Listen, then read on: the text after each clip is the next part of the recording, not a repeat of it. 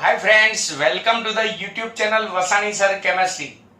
સૌથી પહેલા તો મારી ચેનલને સબસ્ક્રાઇબ કરી દો તથા બાજુમાં આપેલા બેલ આઇકનને દબાવવાનું ભૂલશો નહીં। આપણે સંક્રાંતિ ધાતુ તત્વોના અત્યારે હાલ ગુણધર્મો ભણી રહ્યા છીએ, જેમાં લાસ્ટ લેક્ચરમાં આપણે સંક્રાંતિ ધાતુ તત્વોનો ચુંબકીય ગુણધર્મ ભણ્યા, તેના કારણો, દાખલા ભણ્યા। હવે સંક્રાંતિ ધાતુ તત્વોનો આપણે બીજો ગુણધર્મ ભણવાનો છે, રંગનો ગુણધર્મ સમજાવવાનો છે। તો એ પહેલા થોડું ચેપ્ટર નંબર 9 નું સમજાવી દઉં। સંક્રાંતિ ધાતુ આયનો જે છે એ આવા મોટા કૌંસવાળા સંયોજનો બનાવે, જેને સંકીર્ણ સંયોજનો કહેવાય અથવા સવર્ગ સંયોજનો કહેવાય। સંકીર્ણ સંયોજનો અથવા સવર્ગ સંયોજનો કહેવાય। કેમ સવર્ગ સંયોજનો એનું બીજું નામ? તો કારણ કે આમાં સંક્રાંતિ ધાતુ આયન જે હોય એની ખાલી કક્ષકમાં આને લિગેન્ડ કહેવાય। ધાતુ આયન સાથે જો જોડાયેલો હોય ને એને લિગેન્ડ કહેવાય। જેમ કે અહીંયા H2 અને 6 લિગેન્ડ જોડાયેલા છે, આમાં ઓક્સાઇડના 4 લિગેન્ડ જોડાયેલા છે।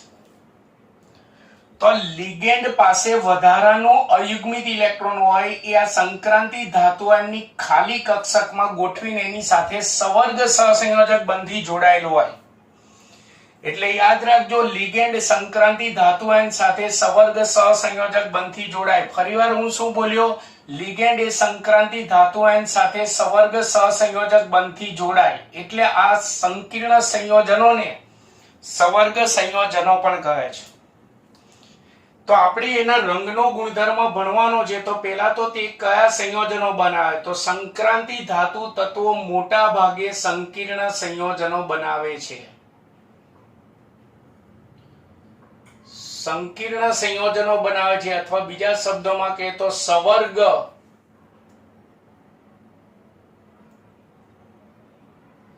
સંયોજનો બનાવે છે। હું અહીંયા મુદ્દા ટૂંકમાં લખીશ, સંયોજનો બનાવે છે। તો સંક્રાંતિ ધાતુના આ સંકીર્ણ સંયોજનો રંગીનો હોય છે।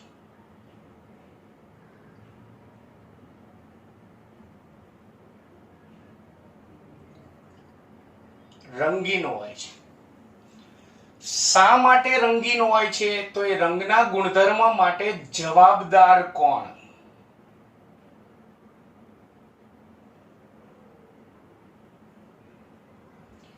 તો એ સંયોજનોમાં સંક્રાંતિ ધાતુ આયનો જે હોય, જેમ કે આમાં Mn અને આમાં Ti, એમાં n-1d કક્ષકમાં અયુગ્મિત ઇલેક્ટ્રોન હોય। આપણે સંક્રાંતિ ધાતુની વ્યાખ્યા ભણ્યા છે ને, n-1d કક્ષક ઇલેક્ટ્રોન થી અપૂર્ણ ભરાયેલી હોય એને સંક્રાંતિ ધાતુ તત્વો કહીએ છીએ। તો d કક્ષક અપૂર્ણ ભરાયેલી હોય તો સ્વાભાવિક છે કે એમાં અયુગ્મિત ઇલેક્ટ્રોન હોય। તો આ રંગના ગુણધર્મ માટે સંક્રાંતિ ધાતુ આયનોમાં રહેલી n-1d કક્ષકમાં રહેલા અયુગ્મિત ઇલેક્ટ્રોન જવાબદાર છે। અયુગ્મિત ઇલેક્ટ્રોન જવાબદાર છે। કેવી રીતે જવાબદાર છે અયુગ્મિત ઇલેક્ટ્રોન? શા માટે જવાબદાર છે? એનું કારણ કેમ? કારણ શું? તેનું કારણ જે છે, અહીંયા એક જ મુદ્દો છે, પણ એ આ પ્રશ્નનો મોસ્ટ ઇમ્પોર્ટન્ટ મુદ્દો કહેવાય। તે મુદ્દો ગોખવો ન પડે ને એટલા માટે હું અહીંયા આકૃતિ દોરીને સમજાવું છું। તમારે ગોખવો ના પડે એટલે જાણકારી માટે હું આકૃતિ દોરીશ।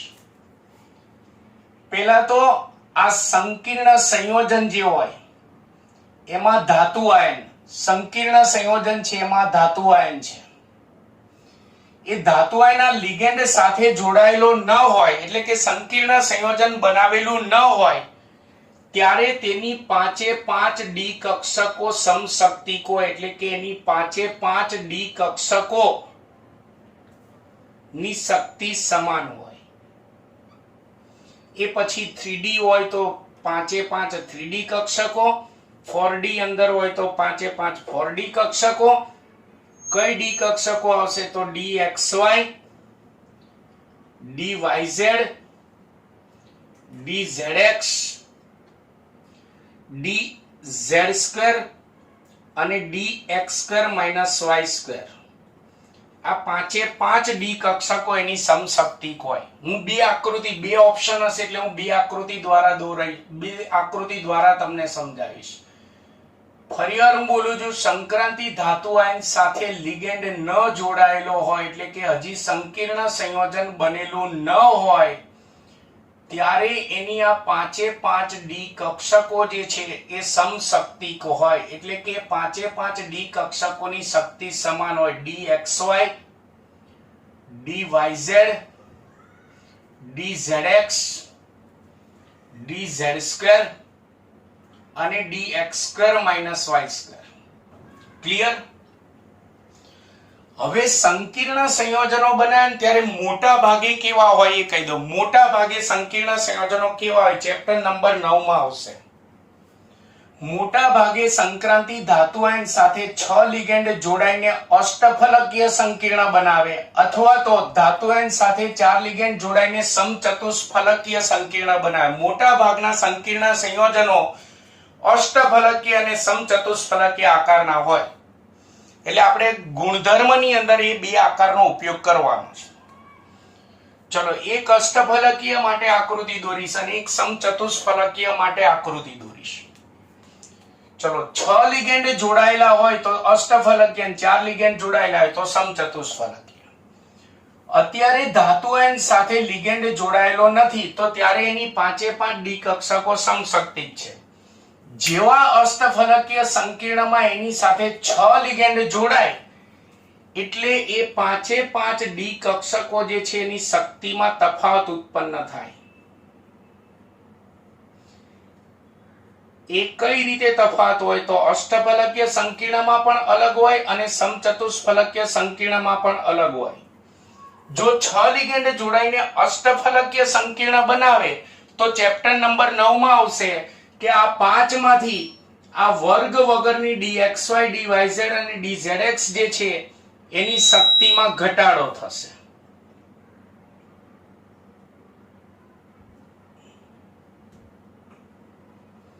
dxy, dyz અને dzx અને આ વર્ગવાળી જે બે કક્ષકો જે છે dz² અને dx² - y², એ બે કક્ષકોની શક્તિમાં વધારો થશે. શા માટે થશે તો એ ચેપ્ટર નંબર 9 માં આપણે ભણીશું. આમ આ રીતે બંનેમાં શક્તિનો તફાવત ઉત્પન્ન થાય. એમાં આ ત્રણેય કક્ષકોને સંયુક્ત રીતે T2G કક્ષકો કહેવાય અને આ બે કક્ષકોને સંયુક્ત રીતે EG કક્ષકો કહેવાય. આ રીતે શક્તિ જુદા જુદા શક્તિ સ્તરોમાં વિભાજન થાય. ચલો, સમચતુષ્ફલકીય સંકીર્ણ બને ત્યારે અત્યારે ધાતુ આયનની 5 એ 5 ડી કક્ષકો સમશક્તિક હતી. જેવા એની સાથે 4 લિગેન્ડ જોડાઈને સમચતુષ્ફલકીય સંકીર્ણ બનાવે એટલે એની પણ 5 એ 5 ડી કક્ષકોની શક્તિમાં તફાવત ઉત્પન્ન થાય. પણ સમચતુષ્ફલકીય સંકીર્ણ બનશે એટલે કે જો 4 લિગેન્ડ જોડાશે તો શક્તિનો તફાવત આના કરતા ઊંધો ઉત્પન્ન થશે. સમચતુષ્ફલકીયમાં સ્ક્વેર વાળી કક્ષકો જે છે જેને આપણે ઈજી કક્ષકો કીધું એની શક્તિમાં ઘટાડો થશે. શા માટે તો ચેપ્ટર નંબર 9 માં ભણીશું. dz² dx² - y². અને આ સ્ક્વેર વગરની ત્રણ કક્ષકો જે છે એની શક્તિમાં વધારો થઈ જશે લિગેન્ડ જોડાયા પછી.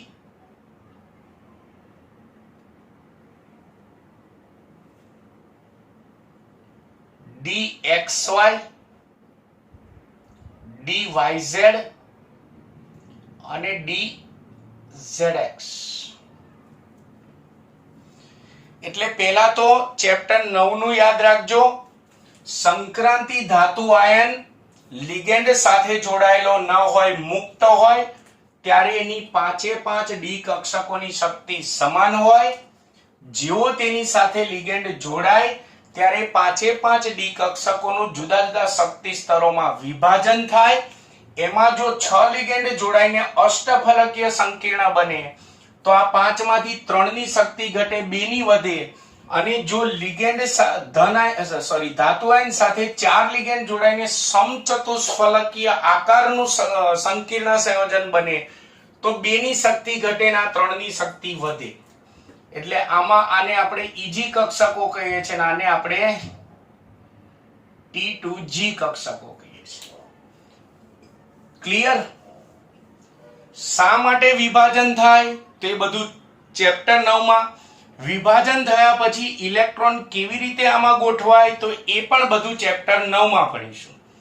પણ અત્યારે યાદ રાખો કે આ જે ધાતુ આયનની n-1d માં અયુગ્મિત ઇલેક્ટ્રોન હોય તો અષ્ટફલકીય સંકીર્ણ હોય તો એમાં નીચેની 3 કક્ષકોમાં હોય.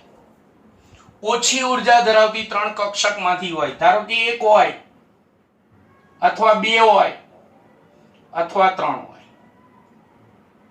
એટલે અયુગ્મિત ઇલેક્ટ્રોન અત્યારે હું 1 દોરું છું. એવી રીતે સમચતુષ્ફલકીય સંકીર્ણ બન્યા પછી n-1d કક્ષકમાં રહેલો અયુગ્મિત ઇલેક્ટ્રોન આમાં આ નીચી ઉર્જા ધરાવતી 2 માંથી 1 કક્ષકમાં આવે. 1 હોય તો અહીંયા હોય, બીજો હોય તો અહીંયા હોય. અત્યારે હું 1 દોરું છું. એટલે સંકીર્ણ સંયોજનોની અંદર n-1d કક્ષકમાં રહેલો અયુગ્મિત ઇલેક્ટ્રોન ઓછી ઉર્જા ધરાવતી d કક્ષકમાં હોય. અષ્ટફલકીય સંકીર્ણ હોય કે સમચતુષ્ફલકીય સંકીર્ણમાં. બાકીના ઇલેક્ટ્રોનની ગોઠવણી આપણે ચેપ્ટર 9 માં ભણીશું. હવે સમજો, હવે આ કારણ સમજો કે શા માટે n-1d કક્ષકમાં રહેલો અયુગ્મિત ઇલેક્ટ્રોન જવાબદાર છે રંગના ગુણધર્મો માટે. તો જ્યારે આ સંકીર્ણ સંયોજનના નમૂના પર દ્રશ્ય પ્રકાશ પડે, દ્રશ્ય પ્રકાશ એટલે સફેદ પ્રકાશ જેમાં જુદી જુદી તરંગ લંબાઈ અને જુદી જુદી આવૃત્તિ ધરાવતા 7 રંગના પ્રકાશ હોય. જાની, વાલી, પીનારા આપણે ભણી ગયા છે. એટલે સંકીર્ણ સંયોજનોના નમૂના પર દ્રશ્ય પ્રકાશ પડે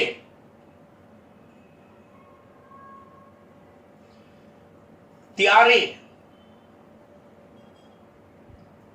શું થાય? જો અષ્ટફલકીય સંકીર્ણ હોય કે સમચતુષ્ફલકીય સંકીર્ણ હોય, એના નમૂના પર દ્રશ્ય પ્રકાશ પડે ત્યારે આ અયુગ્મિત ઇલેક્ટ્રોન એ દ્રશ્ય પ્રકાશમાંથી ચોક્કસ આવૃત્તિનું શોષણ કરીને ઉત્તેજિત થશે. ચોક્કસ આવૃત્તિનું શોષણ કરશે એટલે કે અવશોષણ કરશે.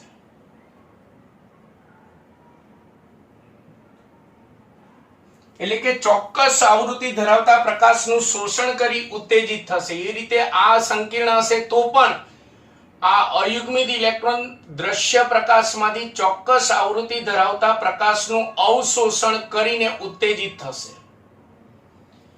એ ઉત્તેજિત થઈને નીચી ઉર્જા ધરાવતી ડી કક્ષકમાંથી ઊંચી ઉર્જા ધરાવતી ડી કક્ષકમાં જાય, કાં તો આમાં અથવા આમાં. ચલો ધારો કે આમાં જાય છે.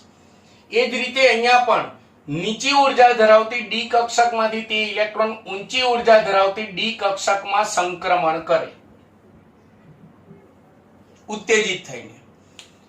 11મા ધોરણમાં ભણી ગયા, ડીપમાં ભણો કે ઇલેક્ટ્રોન ઉત્તેજિત અવસ્થામાં લાંબો સમય સુધી ટકી રહેતો નથી.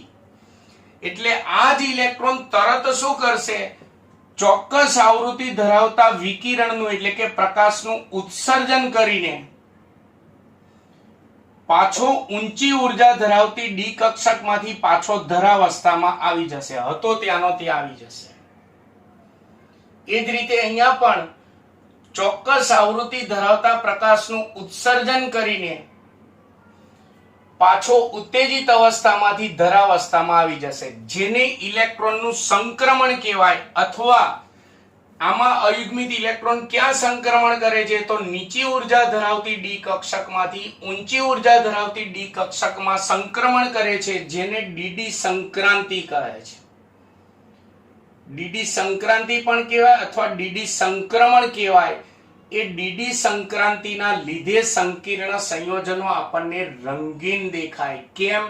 કારણ કે અહીંયા જે વિકિરણ પ્રકાશનું ઉત્સર્જન કરે એ ઉત્સર્જન પામતો પ્રકાશ આપણી આંખમાં દાખલ થાય. ધારો કે અહીંયા જાંબલી રંગના પ્રકાશનું ઉત્સર્જન કરે તો આપણી આંખમાં જાંબલી રંગનો પ્રકાશ દાખલ થાય એટલે આપણને સંકીર્ણ સંયોજન કેવું દેખાય? જાંબલી રંગનું. ધારો કે અહીંયા નારંગી રંગના પ્રકાશનું ઉત્સર્જન કર્યું હોય તો આપણી આંખમાં નારંગી રંગનો પ્રકાશ જાય એટલે સંકીર્ણ સંયોજન આપણને કેવું દેખાય? નારંગી રંગનું દેખાય. સમજણ પડી ગઈ? તો જો આટલે સુધીના મુદ્દા તમને સમજાઈ દઉં છું. આ આકૃતિ માત્ર જાણકારી માટે દોરી છે. સંક્રાંતિ ધાતુ તત્વો મોટા ભાગે સંકીર્ણ સંયોજનો બનાવે છે. તેના આ સંકીર્ણ સંયોજનો મોટા ભાગે રંગીન હોય છે. આ માટે તેમની n-1d કક્ષકમાં રહેલા અયુગ્મિત ઇલેક્ટ્રોન જવાબદાર છે. કારણ કે જ્યારે સંકીર્ણ સંયોજનના નમૂના પર દ્રશ્ય પ્રકાશ પડે ત્યારે તેમાં સંક્રાંતિ ધાતુ આયનમાં નીચી ઉર્જા ધરાવતી ડી કક્ષકનો અયુગ્મિત ઇલેક્ટ્રોન એ ઊંચી ઉર્જા ધરાવતી ડી કક્ષકમાં સંક્રમણ પામે છે, જેને ડીડી સંક્રાંતિ કહે છે. આ ડીડી સંક્રાંતિના કારણે સંકીર્ણ સંયોજનો રંગીન દેખાય છે. સમજણ પડી ગઈ? બીજું, અહીંયા અવશોષણ પામતો પ્રકાશ અને ઉત્સર્જન પામતો પ્રકાશ એકબીજાના પૂરક હોય. એમના રંગો એકબીજાના પૂરક હોય બંનેમાં. એટલે ધારો કે તમારે ચેપ્ટર 9 માં આવશે પીળો અને જાંબલી રંગ પૂરક છે, તો કોઈ સંકીર્ણ સંયોજન પર દ્રશ્ય પ્રકાશ પડે ને આ યુગ્મિત ઇલેક્ટ્રોને પીળા રંગના પ્રકાશનું શોષણ કરી સંક્રમણ પામીને ઉપર ગયો અને પાછો ઉપરથી નીચે આવ્યો, ઉપરથી નીચેથી ઉપર ગયો ત્યારે એને પીળા રંગનું અવશોષણ કર્યું હોય તો ઉપરથી પાછો નીચો આવે ત્યારે તે જાંબલી રંગના પ્રકાશનું ઉત્સર્જન કરે. અહીંયા ઉત્સર્જન પામતો જે પ્રકાશ હોય ને એવા રંગનું આપણને સંકીર્ણ દેખાય. એટલે એકબીજાના પૂરક રંગનું, જે રંગનું શોષણ કરે ને એના પૂરક રંગનું ઉત્સર્જન કરે. ધારો કે જાંબલી રંગનું શોષણ કરી અને ડીડી સંક્રાંતિ થઈ તો ઉત્સર્જન કયા રંગનું થશે? પીળા રંગનું. અને પીળા રંગનું શોષણ કરી અને ડીડી સંક્રાંતિ થાય તો ઉત્સર્જન કોનું થશે? જાંબલી રંગનું. એટલે આ રીતે અહીંયા અવશોષણ પામતી પ્રકાશ અને ઉત્સર્જન પામતો પ્રકાશ એકબીજાના પૂરક હોય છે બંનેમાં. બીજું, અહીંયા જે રંગનો આધાર જે છે, રંગનો આધાર એ આપણા સંક્રાંતિ ધાતુ આયન સાથે જોડાયેલા લિગેન્ડની સંખ્યા ઉપર પણ આધાર રાખે અને લિગેન્ડના સ્વભાવ ઉપર પણ આધાર રાખે. લિગેન્ડની સંખ્યા ઉપર પણ રંગનો ગુણધર્મ આધાર રાખે અને લિગેન્ડનો સ્વભાવ એટલે કે લિગેન્ડ પ્રબળ છે કે નિર્બળ જોડાયેલો છે એ લિગેન્ડના સ્વભાવ પર આધાર રાખે છે. જો પ્રબળ કે નિર્બળ લિગેન્ડ હોય તો રંગ બદલાઈ જશે. એટલે કે અવશોષણ પામતો પ્રકાશ અને ઉત્સર્જન પામતો પ્રકાશ બદલાઈ જશે એટલે સંકીર્ણ સંયોજનનો રંગ બદલાઈ જશે. એ રીતે લિગેન્ડની સંખ્યામાં ફેરફાર કરીએ તો પણ રંગના ગુણધર્મમાં ફેરફાર જોવા મળશે. એટલે અહીંયા સંકીર્ણ સંયોજનોના રંગનો આધાર લિગેન્ડની સંખ્યા અને લિગેન્ડના સ્વભાવ પર આધાર રાખે છે. પણ રંગનો ગુણધર્મ મુખ્યત્વે કોના કારણે છે? ડીડી સંક્રાંતિના કારણે છે. ડીડી સંક્રાંતિ થવાથી રંગ સંયોજનો આપણને રંગીન દેખાય. એટલે ડીડી સંક્રાંતિની વ્યાખ્યા હું ફરીવાર બોલું છું. સંકીર્ણ સંયોજનોના નમૂના પર દ્રશ્ય પ્રકાશ પડે ત્યારે તેની n-1d કક્ષકમાં રહેલો અયુગ્મિત ઇલેક્ટ્રોન નીચી ઉર્જા ધરાવતી ડી કક્ષકમાંથી ઊંચી ઉર્જા ધરાવતી ડી કક્ષકમાં સંક્રમણ કરે છે, જેને ડીડી સંક્રાંતિ કહે છે. ડીડી સંક્રાંતિના લીધે સંકીર્ણ સંયોજનો રંગીન હોય છે. એટલે કે સંક્રાંતિ ધાતુ તત્વોના સંયોજનો રંગીન હોય છે. આ સંક્રાંતિ ધાતુ તત્વોનો રંગનો ગુણધર્મ મેં તમને ડીપમાં સમજાવ્યો. તો આ સાથે આ ચેપ્ટરમાં સંક્રાંતિ ધાતુ તત્વોના આપણે બે ગુણધર્મો પૂરા થયા, ચુંબકીય ગુણધર્મ અને રંગનો ગુણધર્મ. હવે આપણે સંક્રાંતિ ધાતુ તત્વો જે છે એનો આપણે ત્રીજો ગુણધર્મ ભણીશું. હવે હું આ ભૂસી નાખું છું. સંક્રાંતિ ધાતુ તત્વોનો આધુનિક આવર્ત કોષ્ટકમાં તમે વિચારો, એસ વિભાગમાં પણ ધાતુઓ છે અને ડી વિભાગમાં પણ સંક્રાંતિ ધાતુ તત્વો છે, પણ સંકીર્ણ સંયોજનો ડી વિભાગના સંક્રાંતિ ધાતુ તત્વો જ મોટા ભાગે બનાવે, એસ વિભાગની ધાતુઓ ના બનાવે. એસ વિભાગની ધાતુઓ લિગેન્ડ સાથે સવર્ગ સહસંયોજક બંધ ના બનાવે. તો એનો અર્થ એવો થયો કે સંક્રાંતિ ધાતુ તત્વો જ એવા છે કે જે સંકીર્ણ સંયોજનો બનાવવાની ક્ષમતા ધરાવે છે. તો એનો ગુણધર્મ જ થયો કહેવાય ને. તો આપણે એનો ત્રીજો ગુણધર્મ ભણીશું. સંક્રાંતિ ધાતુ તત્વો સંક્રાંતિ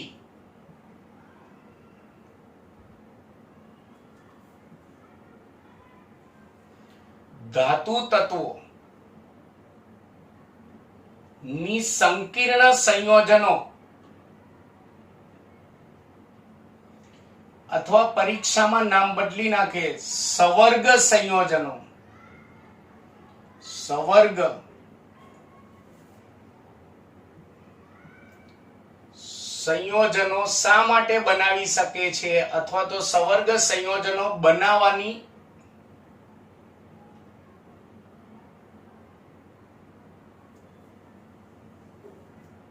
લાક્ષણિકતાઓ જણાવો. આ એનો આપણે ત્રીજો ગુણધર્મ ભણીશું. આપણે જે ગવર્મેન્ટે કોર્સ રદ કર્યો છે પણ એમાં સંક્રાંતિ ધાતુ તત્વોના બધા ગુણધર્મોનો સમાવેશ થાય છે, એટલે આપણે તૈયાર કરવાના છે.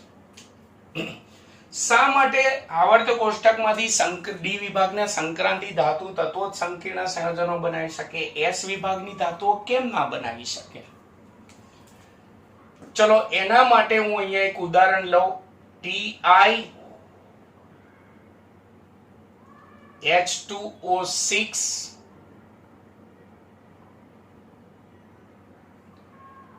Cl3. આ એક ઉદાહરણ લઉં છું એટલે આના મુદ્દા તમને સમજાય એટલા માટે. ચલો હું આ ભૂસી નાખું છું. સૌથી પહેલા તો સંક્રાંતિ ધાતુ તત્વો બનાવવાની સંકીર્ણ સંયોજનો બનાવવા માટેની સંક્રાંતિ ધાતુ તત્વની પહેલી લાક્ષણિકતા. આવર્ત કોષ્ટકમાં આપણે ભણી ગયા છે કે ડાબીથી જમણી તરફ જતા પરમાણ્વીય કદ ઘટે અને આયનીય કદ પણ ઘટે. તો પહેલા એસ વિભાગ આવે તો એના આયનોનું કદ કેવું હોય? મોટું. અને પછી ડી વિભાગ આવે તો એના આયનોનું કદ કેવું હોય? નાનું. લિગેન્ડ સાથે જોડાવા માટે સંક્રાંતિ ધાતુ આયન કદમાં નાના છે એટલે તે લિગેન્ડ સાથે જોડાઈ શકે છે. એટલે સંકીર્ણ સંયોજનો બનાવવા માટેની સંક્રાંતિ ધાતુ તત્વોની પહેલી લાક્ષણિકતા સંક્રાંતિ ધાતુ આયનોનું કદ નાનું હોય છે.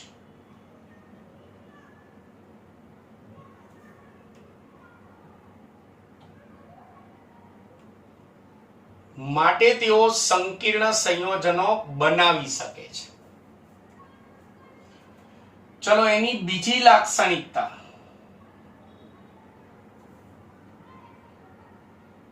આપણે આવર્ત કોષ્ટકમાં તત્વોને પરમાણુ ક્રમાંકના ચડતા ક્રમમાં ગોઠવેલા છે. એટલે એસ વિભાગ પછી ડી વિભાગ આવે એટલે એસ વિભાગની ધાતુ કરતા ડી વિભાગની ધાતુનો પરમાણુ ક્રમાંક વધારે હોય. પરમાણુ ક્રમાંક વધારે હોય તો એમાં કેન્દ્રમાં પ્રોટોનની સંખ્યા વધારે, પ્રોટોન ધન વીજભાર હોય એટલે કેન્દ્રીય ધન વીજભાર કેવો થયો? ડી વિભાગના ધાતુ આયનોમાં વધારે. એટલે બીજી લાક્ષણિકતા આ સંક્રાંતિ ધાતુ આયનોમાં એક તો કેન્દ્રીય ધન વીજભાર ઊંચો હોય છે અને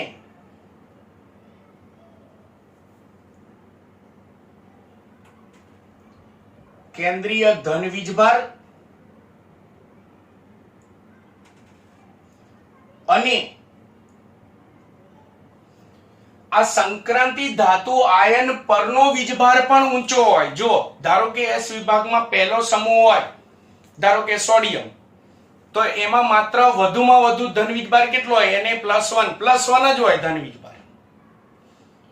બીજો સમૂહ લઈએ, ધારો કે મેગ્નેશિયમ, તો Mg+2 જ હોય. પણ આપણે ડી વિભાગમાં ધારો કે ક્રોમિયમ લઈએ તો Cr+2, Cr+3, Cr+4, Cr+5, Cr+6+6. એટલે કેન્દ્રીય ધન વીજભાર પણ વધારે અને સંક્રાંતિ ધાતુ આયન પરનો ધન વીજભાર પણ ઊંચો હોય. આયન પરનો ધન વીજભાર અથવા તો માત્ર વીજભાર લખું, સમજી લે ધન વીજભાર. આ બંને સંક્રાંતિ ધાતુ આયનોમાં એસ વિભાગની ધાતુ કરતા બંને મૂલ્યો ઊંચા હોય, જેથી સંક્રાંતિ ધાતુ આયનો લિગેન્ડ સાથે જોડાઈને સંકીર્ણ સંયોજનો બનાવી શકે છે. ચલો પછી ધારો કે આમાં સંક્રાંતિ ધાતુ આયન Ti+3 છે, તો એની અંદર ખાલી ડી કક્ષકો છે, જેના કારણે લિગેન્ડ H2O છે. તો આપણે ભણી ગયા છે H2O પાસે ઓક્સિજન પાસે વધારાના અબંધકારક ઇલેક્ટ્રોન યુગ્મ. આવા 6 છે, હું અત્યારે એક દોરું છું. તો આ લિગેન્ડ પાસે વધારાનો ઇલેક્ટ્રોન યુગ્મ જે છે આની ખાલી ડી કક્ષકમાં તે ગોઠવી દેશે, એટલે સવર્ગ સહસંયોજક બંધથી તે જોડાઈ શકશે. એવી રીતે બીજો, ત્રીજો, ચોથો, પાંચમો, છઠ્ઠો. તો કહેવાનો મતલબ એસ વિભાગની અંદર એવી ખાલી ડી કક્ષકો ના હોય, એટલે લિગેન્ડમાંથી આવનાર ઇલેક્ટ્રોન યુગ્મને એની અંદર ગોઠવી જ ના શકાય, એટલે એસ વિભાગની ધાતુઓ લિગેન્ડ સાથે જોડાય જ નહીં. જ્યારે સંક્રાંતિ ધાતુ આયનોમાં N-1 ડી કક્ષકો ખાલી હોવાથી લિગેન્ડમાંથી આવનાર ઇલેક્ટ્રોન યુગ્મને તેમાં ગોઠવી શકાય છે, માટે તે સંકીર્ણ સંયોજન બનાવી શકે છે. ચોથી લાક્ષણિકતા, સંક્રાંતિ ધાતુ આયનોમાં જનરલી 3D કક્ષકો આવે, 4s, 4p, 4d કક્ષકો આવે જનરલી. આ કક્ષકો વચ્ચે શક્તિનો તફાત અલ્પ હોય, વચ્ચે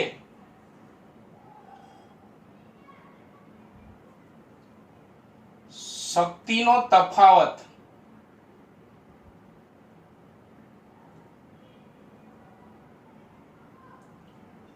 અલ્પ હોય, જેના કારણે આ બધી કક્ષકો વચ્ચે જુદા જુદા સંકરણો થઈ શકે છે.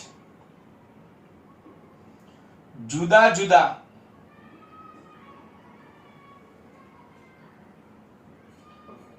સંકરણો થઈ શકે, જેમ કે તમારે 9મા ચેપ્ટરમાં આવશે બધા સંકરણો. ઘણી વખત sp3 સંકરણ થાય, dsp2 સંકરણ થાય, sp3d2 સંકરણ થાય, d2sp3 સંકરણ પણ થઈ શકે. કેમ? કારણ કે આ બધી કક્ષકો વચ્ચે શક્તિનો તફાવત અલ્પ છે, એટલે જુદા જુદા સંકરણ સંભવી શકે. જુદા જુદા સંકરણ સંભવી શકે એટલે આપણને જુદી જુદી સંકૃત કક્ષકો મળી રહે, જે લિગેન્ડ સાથે જોડાવામાં મદદ કરે, માટે તે સંકીર્ણ સંયોજનો બનાવી શકે છે. આ એની ચોથી લાક્ષણિકતા. પાંચમી લાક્ષણિકતા, ચલો સંક્રાંતિ ધાતુ આયનમાં આપણે કીધું જુદા જુદા સંકરણો થાય.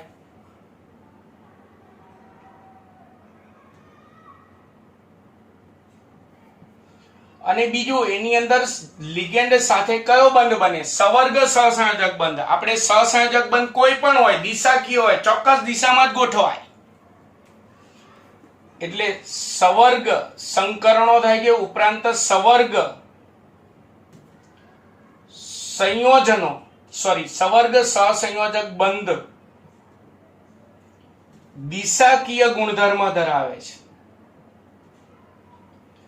જેના કારણે એક તો જુદા જુદા સંકરણ થાય છે, બીજું સવર્ગ સહસંયોજક બંધ દિશાકીય હોય છે, ચોક્કસ દિશામાં જ ગોઠવાય, જેના કારણે આપણને જુદી જુદા આકાર એટલે કે જુદા જુદા ભૌમિતિક રચના ધરાવતા સંકીર્ણ સંયોજનો મેળવી શકીએ. જેમ કે આવશે સમચતુષ્ફલકી આકારના સંકીર્ણ સંયોજનો, અષ્ટફલકી આકારના સંકીર્ણ સંયોજનો. એ બધું કોના કારણે મળે છે? જુદા જુદા સંકરણો થવાથી અને સવર્ગ સહસંયોજક બંધ ચોક્કસ દિશામાં જ રચાતો હોવાથી.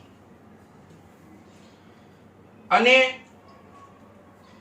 છઠ્ઠી અને અગત્યની લાક્ષણિકતા,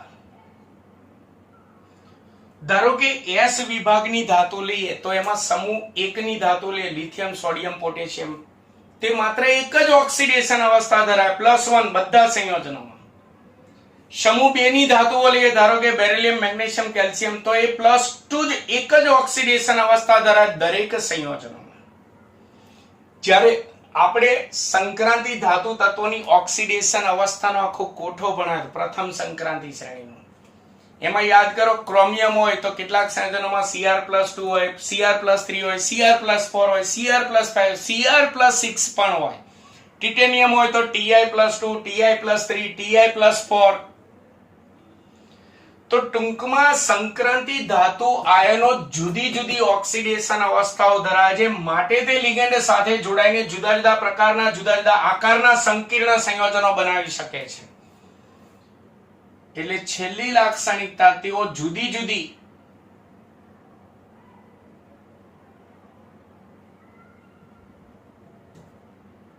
ઓક્સિડેશન અવસ્થાઓ ધરાવતી હોવાથી તેઓ સંકીર્ણ સંયોજનો બનાવી શકે છે. તો આ 6 લાક્ષણિકતાના કારણે આધુનિક આવર્ત કોષ્ટકમાંથી સંક્રાંતિ ધાતુ તત્વોની સંકીર્ણ સંયોજનો બનાવવાની ક્ષમતા સૌથી વધારે હોય, એટલે મોટા ભાગે ડી વિભાગના સંક્રાંતિ ધાતુ તત્વો જેવા સંકીર્ણ લિગેન્ડ સાથે સવર્ગ સહસંયોજક બંધથી જોડાઈને સંકીર્ણ સંયોજનો બનાવી શકે.